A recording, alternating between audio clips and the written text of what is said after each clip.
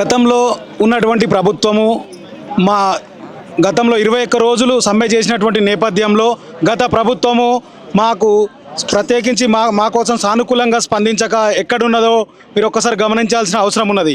ఇప్పుడు మాకప్పుడు సపోర్ట్ చేసి ఇప్పుడు గద్దెనెక్కినటువంటి ప్రభుత్వమా ఇప్పుడు కూడా నువ్వు మా పైన సీతాకన్నే వేస్తున్నావు. రేపొద్దున మీకు కూడా ఎలాంటి గతి పడుతుందో ఇక్కడ ఉన్నటువంటి ప్రతి ఒక్కరం కూడా వివిధ సామాజిక వర్గాలకు చెందినటువంటి వాళ్ళం, వివిధ మతాలకు చెందినటువంటి వాళ్ళం. రేపు పొద్దున ఫీల్డ్లోకి వెళ్ళినటువంటి మేము రేపు గ్రామ పంచాయతీ ఎలక్షన్లు ఉన్నాయి, రేపు ఎమ్మెల్సీ ఎలక్షన్స్ ఉన్నాయి.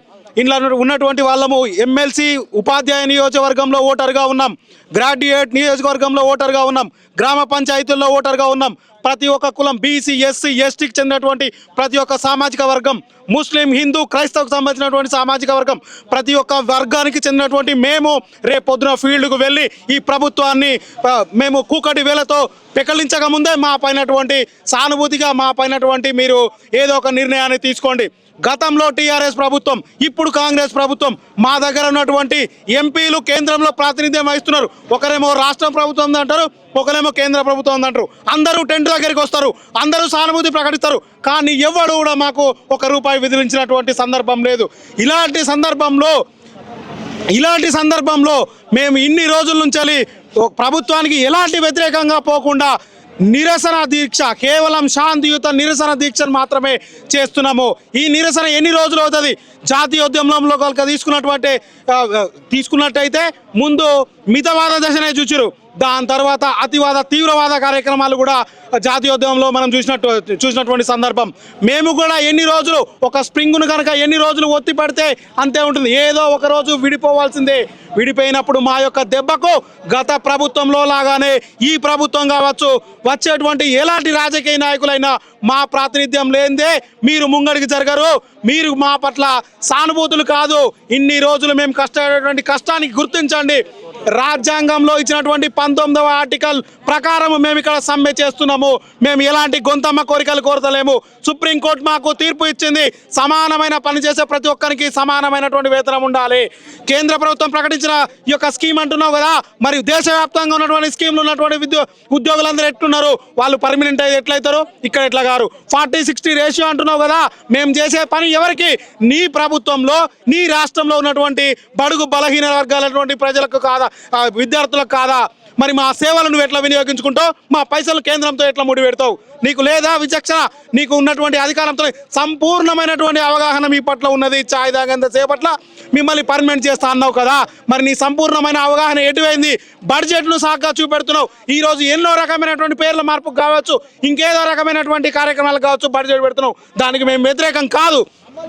ఈరోజు రెక్కాడితే కానీ డొక్కాడనేటటువంటి పరిస్థితిలో మేము ఉన్నాం. ఈరోజు ఒక దినసరి కూలికి రోజుకు ఒక ₹1000 వచ్చినా కూడా 30,000 ఉద్యోగం, 30,000 జీతం వస్తుంది నెలకు. మాకెంత వస్తుంది? ఒక ఉపాధి హామీ కూలికి 200 నెల రోజుకు వస్తుంది, మాకెంత వస్తుంది? పోల్చి చూడు. మాకు పిల్లలు పెళ్ళము కుటుంబాలు ఉంటాయి, మాకు భవిష్యత్తు ఉంటుంది. మా యవ్వనం మొత్తము నీ ప్రభుత్వానికి ఈ ప్రజలకు సేవ చేస్తున్నాము. 5,000 జీతాలకి జాయిన్ అయినాము. ఈరోజు రోజుకు ఏడాదికి 1000 పెంచినా కూడా 12 ఏళ్లకు ఇలా మాకు ఉద్యోగాలు ఎట్లుంటుండే? ఇప్పుడు మేము అడిగేది ఒక్కటే, మమ్మల్ని నిర్ద్వందంగా వివిధ రాష్ట్రాలలో చేసినటువంటి విధంగా మమ్మల్ని పర్మనెంట్ చేయాలి. నీకు ఇప్పుడు బడ్జెట్ అట్లా ఇట్లా సానుకూలంగా లేదు, నీకు బడ్జెట్ కరెక్ట్ లేదంటున్నావు కదా, మాకు వెంటనే పే స్కేల్ అమలు చేయాలి. మాకు ఒక 50% 80% ఇప్పుడు పెంచి ఒక 6 నెలల తర్వాతనో 7 ఏళ్ల తర్వాతనో నీ బడ్జెట్ కుదుట పడుతుంది కదా, అప్పుడు మమ్మల్ని రెగ్యులైజ్ చేయాలి. ఈ విధంగా ఉంటుంది కానీ ప్రభుత్వము నువ్వు ఎట్లన్నా చేసుకో, మేము ఎట్లా అంటే ఇలా నష్టపోయేటువంటి వాళ్ళు ఎవరు? బడుగు బలహీన గిరిజన పేద విద్యార్థులు ఇలా గవర్నమెంట్ స్కూళ్ళలో చదువుతున్నారు. ఆ విద్యార్థులకు ఇప్పుడు 10th క్లాస్ ఎగ్జామ్స్ వస్తున్నాయి. చెప్పేటువంటి ఉపాధ్యాయులు టెంట్ కిందనే ఉంటారు, కేజీబీవి ఉపాధ్యాయులు టెంట్ కిందనే ఉంటారు. మండలంలో పనిచేసేటువంటి ఎంఐఎస్లు డాటా ఎంట్రీ ఆపరేటర్లు టెంట్ కిందనే ఉంటారు. స్కూల్లో పనిచేసేటువంటి సిఆర్పీలు పీటీఐలు టెంట్ కిందనే ఉంటారు. మరి ప్రభుత్వ పాఠశాలల పట్ల ఇప్పటికే సమాజంలో చిన్న చూపు ఉందని అంటున్నారు కదా, మరి ఆ పాఠశాలలో చెప్పేటువంటి ఉపాధ్యాయులు అందరూ టెంట్ కిందనే ఉంటే వారికి చక్కగా చదువు చెప్పకపోతే మరి ప్రభుత్వ బడికి ఎవరిని తోలిస్తారు? మరి ఆ పిల్లలకు ఎట్లా న్యాయం జరుగుతుందంటే ఆల్రెడీ ప్రభుత్వ ఉద్యోగంలో ఉన్న టీచర్లే తక్కువ, ఆల్రెడీ పిల్లలే తక్కువ. ఆ టీచర్లను తీసుకొని కేజీబీలో చెప్తే మరి ఆ పిల్లలకి ఎవరు చెప్పాలి? ఈ విధమైనటువంటి ప్రలోభ పెట్టేటువంటి మాటలు, భ్రమ పెట్టేటువంటి చర్యలు ప్రభుత్వమా చేయకు. మీ భ్రమల వల్ల, మీ ప్రలోభాల వల్ల బెదిరేటువంటి మనుషులం కాదు. ఇవాళ నలుగురిని భయపెట్టి నువ్వు తీసుకుంటావు కావచ్చు, రేపు పొద్దుగాల 20 మంది అక్కడి నుంచి వెళ్ళి దిగితే ఏం చేస్తావు? వంట వండేటోళ్ళు దిగితే వంట వండి వస్తారా? 2 రోజులు వంట వండి పెడతారు కావచ్చు, కానీ చాలని జీతంతో కైకిలు పోతే 500 వస్తాయి, వంట వండితే 200 వస్తాయి. అయినా సరే మాకు రేపు పొద్దున ప్రభుత్వం ఏమో చేస్తుందని వంట కార్మికులు, మా ఎస్ఎస్ఎల్ ఉన్నటువంటి వంట కార్మికులు పేద పిల్లలకు వంట వండి పెడుతున్నారు. ఏం జరుగుతుంది వాళ్ళకు? ఈరోజు డిగ్రీలు చదివినాం, పీజీలు చదివినాం, ఉద్యమంలో పాల్గొన్నాం, మేము చదువుకుంటున్నాం. మీరు 12 ఏళ్ల నుంచి ఇక్కడ సర్వీస్ చేస్తున్నాము. మాకు ఎలాంటి ప్రభుత్వ ఉద్యోగాల్లో వెయిటేజ్ లేదు. మొన్నటి జరిగినటువంటి డిఎస్సిలో ఇప్పుడు మేము ఈ ఉద్యోగం చేసుకుంటూ చదవలేకపోయినాము. ఈ ఉద్యోగాలు చేసుకుంటూ మేము 100% ప్రభుత్వ ఉద్యోగాలు కాంపిటీట్ చేయలేకపోతున్నాము. వచ్చేటువంటి ఉద్యోగాలతో మేము కాంపిటీట్ పడలేకపోతున్నాము. చేసే ఉద్యోగంలో లాభం లేదు, మిగతా ఉద్యోగం చేస్తామంటే ఉద్యోగం రాదు. మరి మేము ఏం చేయాలి? కార్పొరేట్ ఉన్నటువంటి ప్రైవేట్ సంస్థలలో సైతం ఈరోజు ఈఎస్ఐ, పిఎఫ్, ఉద్యోగ భద్రత ఉంటున్నది. మరి ప్రభుత్వంలో పనిచేసేటువంటి మాకు ఎలాంటి భద్రతను ఇస్తున్నారు? 1940 దశకంలో ఉన్నటువంటి ఫ్యాక్టరీల చట్టంలో ఎవరైనా సరే కార్మికులు వాళ్ళకు కనీసమైన భద్రత ఉండాలి అనేటువంటి ప్రభుత్వం మీరు చేసినటువంటి చట్టాలనే ఈరోజు మీరే ఉల్లంఘిస్తున్నటువంటి సందర్భము. ఈరోజు గొప్ప కార్పొరేట్ కంపెనీలలో జీతము నాతో పాటు నా స్నేహితుడు ఒక ప్రముఖ కంపెనీలో ఒక గుమాస్తాగా జాయిన్ అయ్యిండు. 12 సంవత్సరాల క్రితం నేను ఉస్మాన్ యూనివర్సిటీలో స్టూడెంట్గా ఉన్నప్పుడు నేను అతను చూసి వెగతాలు చేసిన, 4000కి ఏం జాయిన్ అవుతావు రాబాయ్, ఏం సాధిస్తావు రా నువ్వు అని. ఈరోజు సినిమా కాడి చేస్తే 12 ఏళ్ళు నేను ఈ సమగ్ర శిక్షలో పనిచేసిన, 13వ సంవత్సరంలో నా జీతము 20,000.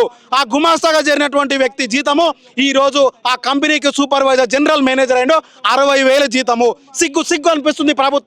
మీది ప్రభుత్వమా ఒక కార్పొరేట్ విధానమా? పెట్టుబడిదారీ విధానానికి పెట్టుబడిదారులు చేసేటువంటి విధానాన్ని ఈరోజు ప్రభుత్వాలు అనుసరిస్తుంటే ఇది ప్రభుత్వము ఎట్లయితుంది? ప్రజలకు ఎట్లా న్యాయం చేస్తుంది? ప్రభుత్వమా నువ్వు ఎప్పుడైనా ప్రజల యొక్క పక్షాన్నే ఉండాలి. ఎప్పుడు కానీ ఒక కార్పొరేట్ కంపెనీ ఎట్లయితే అధిక లాభాలకు కార్పొరేట్ కంపెనీ ఏ విధంగా అయితే ఆలోచిస్తుందో ఈరోజు ప్రభుత్వాలు ఆ విధంగా ఆలోచిస్తున్నాయి. ప్రభుత్వం ఎప్పుడైనా సంక్షేమ రాజ్యం ఉండాలంటే సంక్షేమ రాజ్యం కింద ఉన్నటువంటి ప్రజలందరూ కూడా ఎంతో హ్యాపీగా ఉండాలి, ప్రజలు హ్యాపీగా ఉండాలి. ప్రజలు వెనకసిరి మేము ప్రభుత్వంలోనే ఉన్నాం, ప్రభుత్వంకే పని చేస్తున్నాం. ఈరోజు మా ఉద్యోగి చచ్చిపోతే ఒక 10 రూపాయలు ఇచ్చేటువంటి పరిస్థితుల్లో ప్రభుత్వం లేదు.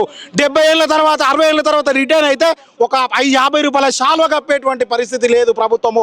వెట్టి చాకిరి ఎవడైనా ఎంతసేపు చేస్తాడు? ఎందుకంటే రజాకార్ ప్రాబ్లంలో వెట్టి చాకిరి అనేటువంటి విధానాన్ని మనం చూసినాము. పేరు మాత్రం అదే, ఒక చేసేటువంటి రూపం మారి ఈరోజు సమగ్ర శిక్షగా మేము ఇక్కడ విద్యాశాఖలో వెట్టి చాకిరిగా పనిచేస్తున్నాం. ఈ వెట్టి చాకిరి విధానానికి వ్యతిరేకంగా మా యొక్క సమగ్ర శిక్షనే కాదు, గవర్నమెంట్ మన రాష్ట్రంలో ఉన్నటువంటి ఏ రకమైన కాంట్రాక్ట్ అవుట్సోర్సింగ్ విధానాన్ని ఉద్యోగి అయినా సరే మా యొక్క సమగ్ర శిక్ష పక్షాన అందరికీ కూడా న్యాయం చేయాలి. వాళ్ళ యొక్క కుటుంబంలో పాత ముఖ్యమంత్రి ఒకటే మాట, తెలంగాణ వచ్చిన తర్వాత రాష్ట్రంలో కాంట్రాక్ట్ వ్యవస్థ అనేది ఉండకుండా చేస్తామని అంటాడు. ఈ అధికారమే పరమావధిగా భావించినటువంటి ఈ ప్రభుత్వం కూడా ఈరోజు ఈ క్యాబినెట్లో ఉన్నటువంటి ప్రతి మంత్రి, మీకు వీడియోలు కూడా చూపిస్తాము, ప్రతి మంత్రి మా దీక్షా శిబిరం దగ్గరికి వచ్చి మీరు చేసేటువంటిది న్యాయమైనది, మీకు న్యాయంగా వచ్చేటువంటి వస్తలేదు, ఈ ప్రభుత్వాన్ని దించండి, మా కోసం 2 గంటలు ఎక్కువ పని చేయండి, మేము వచ్చిన తర్వాత మిమ్మల్ని పర్మనెంట్ చేస్తామని అన్నారు. మరి ఏమాయే 10 రోజులలో పర్మనెంట్ చేస్తా అన్నారు. 10 రోజులు పోయినాయి, సంవత్సరం వచ్చింది. ఛాయ్ తాగేదంత సమయం అన్నారు. ఛాయ్ తాగిన ఇలాంటి ఛాయ్లు 365 ఛాయ్లు తాగినావు, అయినా కానీ మా పట్ల కనికరం లేదా? ఎప్పుడు వస్తుంది మా పట్ల?